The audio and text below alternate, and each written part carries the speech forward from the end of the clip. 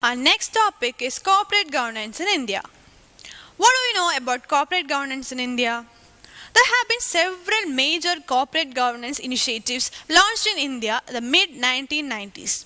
The first was by the Confederation of Indian Industry, India's largest industry and business association, which came up with the first voluntary code of corporate governance in 1998. The second was by SEBI, now a clause 49 of the listing agreement. The third was the Naresh Chandra Committee, which submitted its report in 2002. The fourth was again by SEBI, the Narayana Murthy Committee, which also submitted its report in 2002.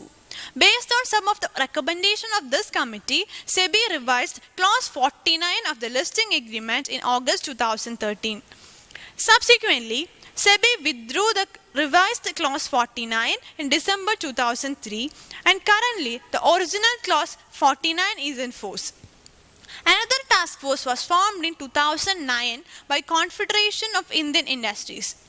Refinements are happening from time to time, and even in Companies Act 2013, we can see the influence of many corporate governance principles.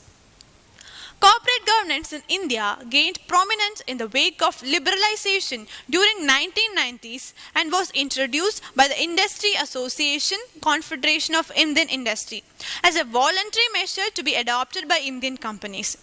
It soon acquired a mandatory status in early 2000s through the introduction of Clause 49 of the listing agreement, as all companies listed on stock exchange were required to comply with these norms.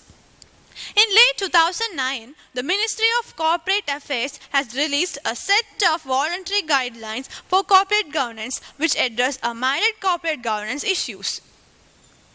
These voluntary guidelines mark a reversal of earlier approach, signifying the preference to revert to a voluntary approach as opposed to the more mandatory approach prevalent in the form of Clause 49.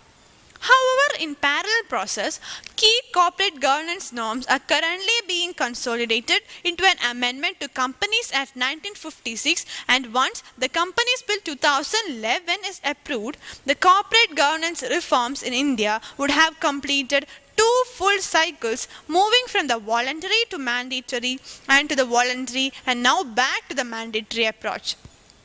The Anglo-Saxon model of governance, one which the corporate governance framework introduced in India, is primarily based on, has certain limitations in terms of applicability in the environment. For instance, the central governance issues in US or UK is essentially that of disciplining management that has ceased to be effectively accountable to the owners who are dispersed shareholders.